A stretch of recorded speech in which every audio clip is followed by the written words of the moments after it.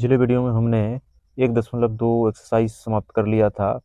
आज हम लोग बहुपद चैप्टर पढ़ेंगे, पॉलिनोमियल जिसे इंग्लिश में कहते हैं। प्रश्नावली 2.1 है नए मैथमेटिक्स के अनुसार। तो बहुपद पढ़ने से पहले सबसे पहले हम चर के बारे में जान लेते हैं। चर क्या होता है? तो चर आप लोगों ने सुना होगा। चर वह राशि होता है जिसका मान बदल जाता है, जैसे एक्स, वाई, जेड इत्यादि। आपने देखा होगा कि कई सारे सवाल में एक्स के मान कुछ और आते हैं, वाई के मान कुछ आते हैं, कभी जेड के मान कुछ और आ जाते हैं, तो किसी अन्य सवाल में जेड का मान कुछ और आ जाता है। अर्थात एक्स और वाई या जेड ये सभी बदलते रहते हैं, तो इन्हें चर कहते हैं। इसके साथ अब अचर जान लेते हैं। तो अचर वह राशि होता है जिसका मान कभी नहीं बदलता, जैसे एक कभी दो नहीं हो सकता, दो कभी बदलकर एक या तीन नहीं हो सकता, चार कभी छः नहीं हो सकता, चार चार ही रहेगा, पाँच पाँच ही रहेगा। तो ये सभी अचर राशि हैं जो कभी ना बदले।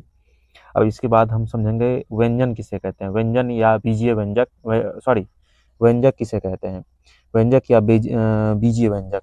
तो व्यंजक या बीजीय व्यंजक चर और अचर का संयोजन होता है, यानी मिला हुआ एक संख्या होता है, संयोजन होता है, जो जोड़, घटाव, गुणा और भाग जैसी गणितीय संक्रियाओं द्वारा जुड़ा होता है। जैसे आप बीजीय व्यंजक को लिख सकते हैं 6 जोड़ एक्स, यह एक बीजीय व्यंजक है।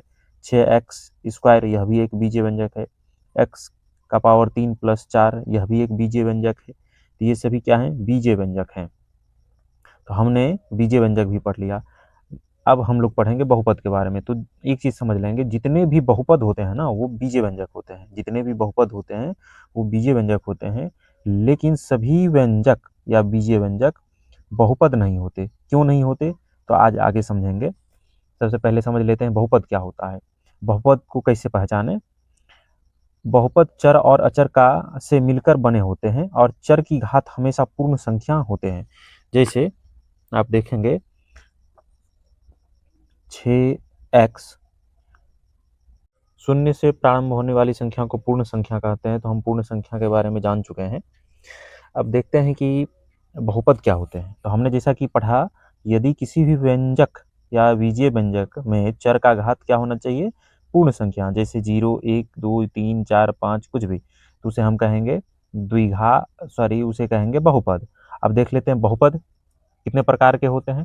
तो बहुपद को दो प्रकार से बांटा जाता है। एक तो पद के आधार पर। तो पद के आधार पर बहुपद, यदि एक पद हो तो एक पदी बहुपद। अब जैसे इसमें ये नहीं कह देंगे दो पद है, गुना को गिनती नहीं करते हैं। जैसे कहीं लिखा है 3 गुना x, इसका मतलब है 3x, तो यह एक ही पद हुआ, ना कि दो पद। हाँ, जोड़ घटाव से पद बदलते हैं। जैसे कहीं पर लिखा हुआ है 6x² + 7x, तो इसमें दो पद हैं। क्यों? कि इसमें 6x² और 7x जोड़ के साथ जुड़े हैं। या 5x - 3, इसमें भी दो पद हैं, क्योंकि ये घटाव के साथ जुड़े हैं। तो जोड़ या घटाव के साथ यदि व्यंजक जुड़ते हैं तो उसे हम फिर गिनती करेंगे। जैसे इसमें दो व्यंजक जुटे हुए हैं, 1 और 2, तो हम इसे कहेंगे द्विपदी बहुपद। और जिसमें तीन पद हो उसे त्रिपदी बहुपद कहेंगे। जैसे इसमें एक पद जोड़ दो पद जोड़ तीसरा, इसे हम त्रिपदी बहुपद कहेंगे। और घात के अनुसार से यदि किसी भी बहुपद का अधिकतम घात, किसी भी बहुपद के चर का अधिकतम घात एक हो तो उसे रैखिक बहुपद कहते हैं।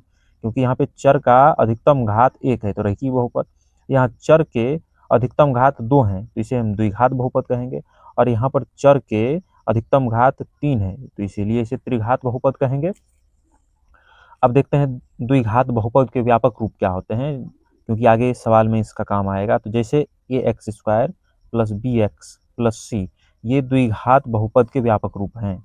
द्विघात बहुपद के व्यापक रूप है। व्यापक रूप का अर्थ होता है इसी प्रकार से द्विघात बहुपद लिखा जाएगा। जैसे 4x² + 5x + 6, यहाँ पर आप देख सकते हैं चर का अधिकतम घात 2 है, इसीलिए इसे क्या कहेंगे? द्विघात बहुपद कहेंगे। और अब कंफ्यूज नहीं होना है कि द्विघात बहुपद और समीकरण में क्या अंतर है। इसी में यदि हम बराबर 0 लिख दें किसी भी द्विघात बहुपद 5x + 6, जैसे ये है 4x² + 5x + 6, इसको हम यदि 0 के बराबर कर दें तो ये समीकरण हो जाएगा। इसे हम फिर समीकरण कहेंगे, द्विघात समीकरण कहेंगे। ये कौन सा समीकरण हो जाएगा? द्विघात समीकरण। लेकिन यदि इसे हम हटा दें सिर्फ तो ये हो जाएगा द्विघात बहुपद। तो हम अभी तक में पढ़ चुके हैं बहुपद का पहचान कैसे करें। कितने प्रकार के होते हैं, एक पदी क्या होता है, द्विपदी क्या होता है, त्रिपदी क्या होता है, रैखिक कैसे पहचानेंगे, द्विघात बहुपद कैसे पहचानेंगे, त्रिघात को कैसे पहचानेंगे।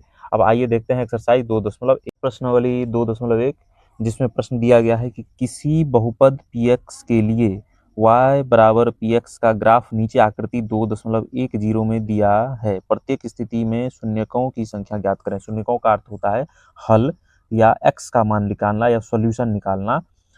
तो हम इसे एकदम आसानी से बना सकते हैं।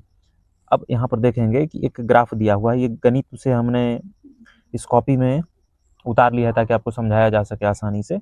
तो देखेंगे बच्चों यहाँ पर इसे कैसे हल करेंगे। तो हम देखेंगे कोई x अक्ष या x अक्ष और y अक्ष पर जो ये तीसरी लाइन है ये कहीं x अक्ष को काट रही है क्या। जितने बार x अक्ष को ये तीसरी लाइन काटेगी उतना इसका हल होगा। जैसे यहाँ पर एक भी बार नहीं काट रहा है तो इसका हल 0 हो जाएगा। ये तीसरी लाइन यहाँ पर x अक्ष को एक बार काट रही है तो इसका हल 1 हो जाएगा। यहाँ पर ये तीसरी लाइन x अक्ष को 2 बार काट रही है, एक यहाँ दूसरा यहाँ, सॉरी 3 बार काट रही है, तीसरी यहाँ, इसका हल 3 लिख देंगे। अब नीचे के प्रश्न को हल करते हैं।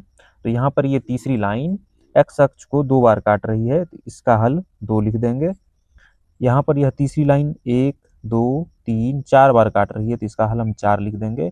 और यहाँ पर तीसरी लाइन यानी ये जो लाल कलम से हमने लिख रखा है, एक बार यहाँ काट रही है, एक बार यहाँ टच कर रही है, एक बार यहाँ टच कर रही है, अर्थात अक्ष को 3 बार ही टच कर रही है या काट रही है तो इसे हम इसका हल 3 लिख देंगे। तो इसे हल करना बिल्कुल ही आसान था, ये हमने हल कर लिया।